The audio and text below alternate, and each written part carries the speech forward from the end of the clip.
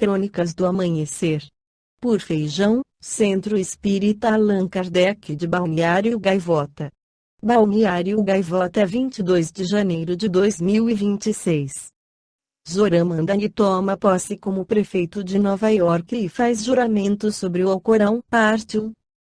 Zoran Mandani tomou posse como prefeito de Nova York na madrugada desta quinta-feira.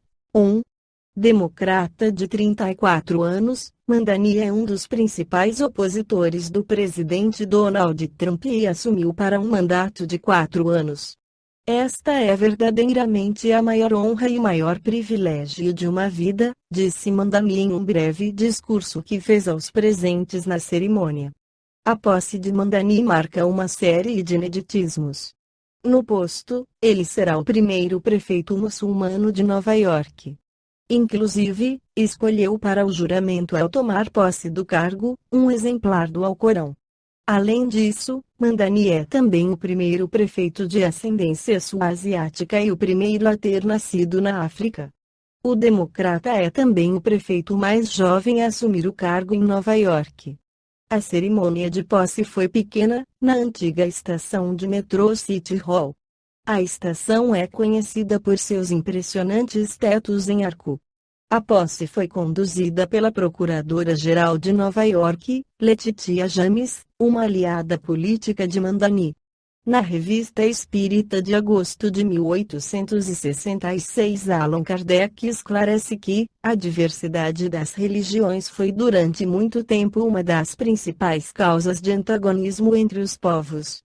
No momento em que elas têm uma tendência manifesta para aproximar-se, para fazer desaparecerem as barreiras que as separam, é útil conhecer o que, em suas crenças, pode favorecer ou retardar a aplicação do grande princípio da fraternidade universal.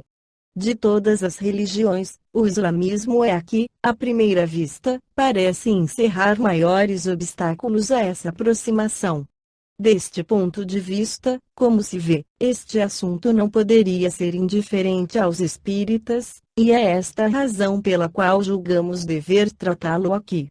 Sempre julgamos mal uma religião quando tomamos por ponto de partida exclusivo suas crenças pessoais, porque então é difícil nos aliarmos de um sentimento de parcialidade na apreciação dos princípios. Para compreender o seu ponto forte e fraco, é preciso vê-la de um ponto de vista mais elevado, abarcar o conjunto de suas causas e efeitos. Se nos reportarmos ao meio onde ela surgiu, aí encontraremos, quase sempre, se não uma justificativa completa, pelo menos uma razão de ser. É necessário, sobretudo, penetrar-se do primeiro pensamento do fundador e dos motivos que o guiaram. Longe de nós a intenção de absolver Maomé de todos os seus erros, bem como sua religião de todos os erros que ferem o mais vulgar bom senso. Contudo, a bem da verdade devemos dizer que também seria tão pouco lógico julgar essa religião conforme o que dela fez o fanatismo, quanto seria julgar o cristianismo segundo a maneira pela qual alguns cristãos o praticam. É bem certo o que, se os muçulmanos seguissem em espírito ao Corão que o profeta lhes deu por guia, eles seriam, sob muitos aspectos, muito diferentes do que são. Entretanto, esse livro, tão sagrado para eles que só o tocam com respeito, leem e o releem sem cessar, os fervorosos até o sabem de cor. Mas quantos o compreendem? Comentam-no, mas do ponto de vista de ideias preconcebidas, de cujo afastamento faria um caso de consciência.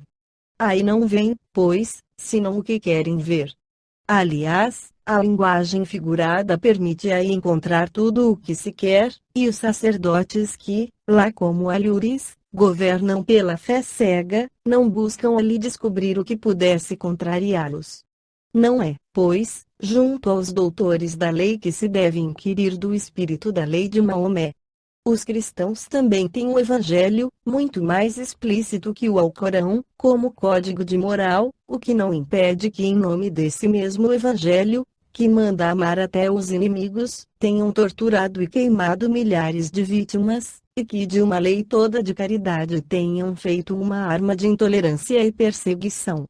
Podemos exigir que povos ainda meio bárbaros façam uma interpretação mais sã de suas escrituras do que o fazem os cristãos civilizados. Para apreciar a obra de Maomé é preciso remontar à fonte, conhecer o homem e o povo ao qual ele se havia imposto a missão de regenerar, e só então compreenderemos que, para o meio onde ele vivia, seu código religioso era um progresso real. Esta foi a crônica do amanhecer de 22 de janeiro de 2026. Por Alfredo Feijão Lopes.